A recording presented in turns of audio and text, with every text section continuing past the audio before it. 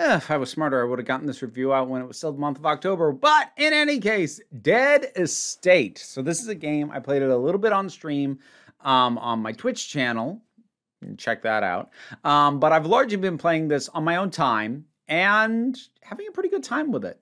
It's a roguelike game that, at least to my understanding, is kind of in the vein of The Binding of Isaac. I haven't played The Binding of Isaac.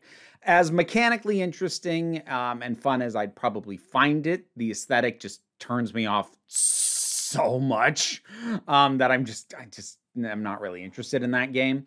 But it is that kind of frenetic runabout, shoot the things, clear a room, get upgrades, get things that make you stronger, get new weapons. Those are randomized, and try and work your way through, in this case, a zombie-infested house.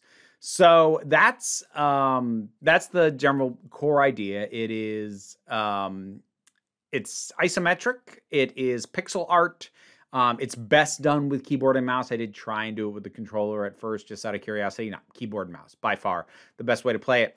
And there's a lot of content here, which was really nice to find.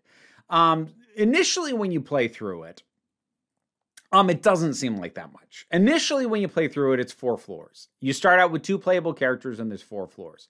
Once you have beaten that starting setup with each of the 2 starting characters, you unlock a 3rd character, and at that point, you also unlock an additional 4 floors and an entirely different end boss to then deal with to get true endings. And as you go through, you can start to unlock other characters under specific parameters and by doing or accomplishing certain things over the course of the game. And so eventually you end up with a total of 8 playable characters. And they all play sufficiently differently. And it is one of those aspects that I think is really good if you're trying to balance a roguelike experience that has a fair amount of randomization. Even though once you're used to playing the game, you know what the ground floor is like. You know what the dark woods are like. You know what the lab's like. You know what these are like, broadly speaking, what kind of enemies show up there, etc.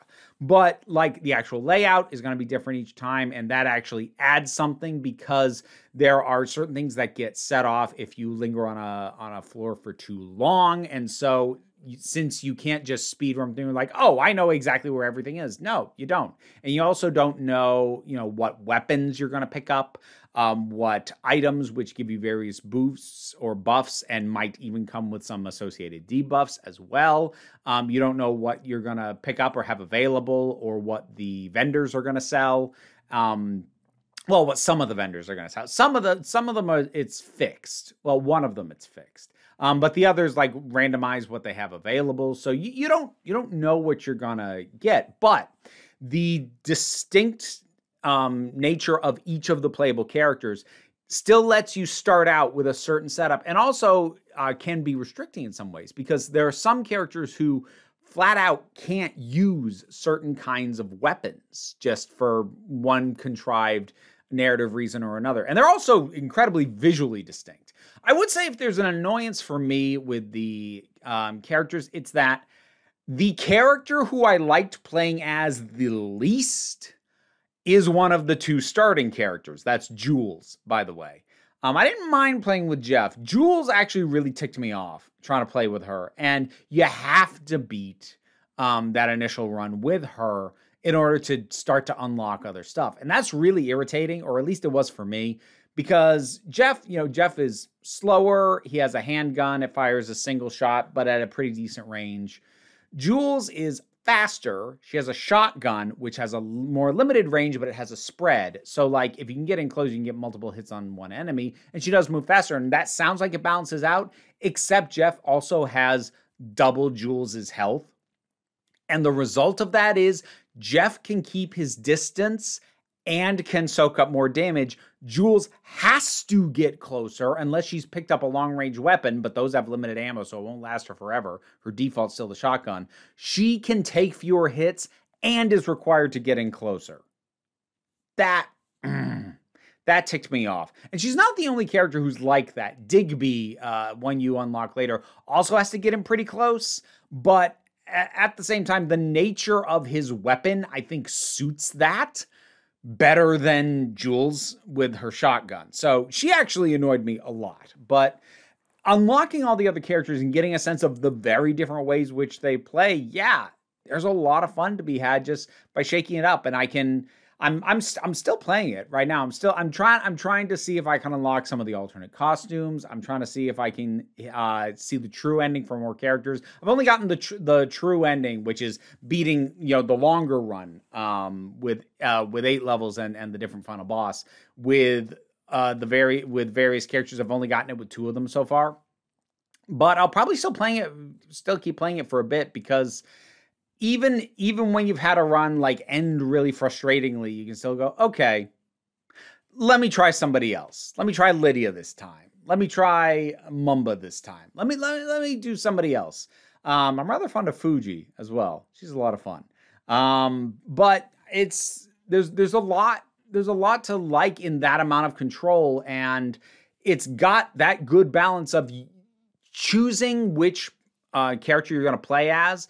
Gives you a strong enough sense of definitely how you're going to start out and what your overall run's going to feel like, that you still have that choice and that kind of control. But then the randomization of what items, weapons, etc. you run into and pick up along the way makes it gives it that just one more go, which most good roguelikes should have. The aesthetic is kind of, well, it's almost kind of Splatterhouse-esque. It is pixel art, and it is a bit cartoonish in its design style. But it is also, at the same time, bloody. There's skeletons, there's guts, there's this stuff, but none of it's realistic.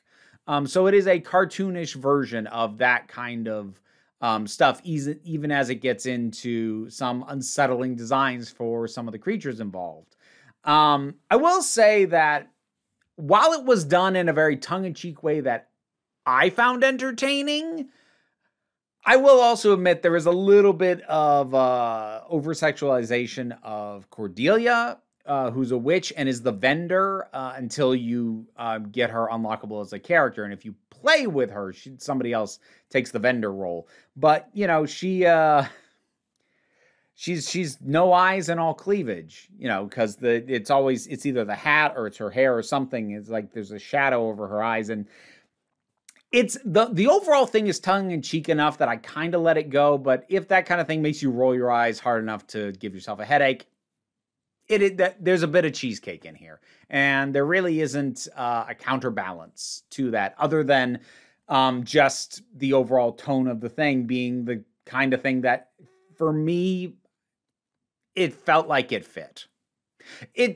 I'm not going to say you're like wrong or oversensitive if it bothers you. There are games like this that I can be like, yeah, I kind of like it though. Like whether it's this or it's Streets of Rage 4 or Dragon's Crown. Holy crap. That one. It's so bad in that area, but I still have fun with it. So like, I don't know. Just felt like that's something that should have been a heads up. But overall, like I've just had a good time with this, and like the amount of stuff there is to unlock, not gated behind microtransactions, and everybody's got their own true ending. And actually, as you start to unlock characters, they all have their own introductions as well, and you'll get as you unlock everybody, you'll get a randomized before the title screen intro, which you can skip if you want to, or if it's one you've already seen. So you can cover all the characters and how they all ended up in this house because they all have a slightly different story. Yeah, it's kind of neat. I dig it. It is not massive. It's not expansive. It knows exactly what it is. It's just very focused on being a mechanically very satisfying version of what it wants to be. It's not trying to tell a deep story. The story elements are still kind of fun, what's there, but like that's not the reason you're playing. The game knows it. You're there for the aesthetic and the punch of the combat. And those two things delivered. At least for me, they did. Dead Estate. You played this one? What'd you think about it? Whatever your thoughts are, drop something down in the comments. Let's talk about it. Patreon's what pays the bills. Even if you can't help me out that way, like, share, subscribe.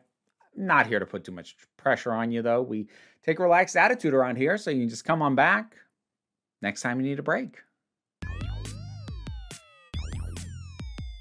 End credits, that means I need to shout out my top Patreon supporters. Robin Moore, Zupin Litfulla, Tarak, the thing that goes doink in the anime, Oliver B., Linda Walters, Emu Delkey, Leotha Boyd, Toy Loli, Becky Sparks, Renabilax the Poodle, Zach, Tracy Scrabbit, Angry Casperl, Adam RDL Taylor, Shay Lagourlay, Brendan LaRose, and TT. Thank you so much for your support. You can get your name in the credits too by checking out the rewards on the Patreon. You only tried to eat my earring once this time. That's much better.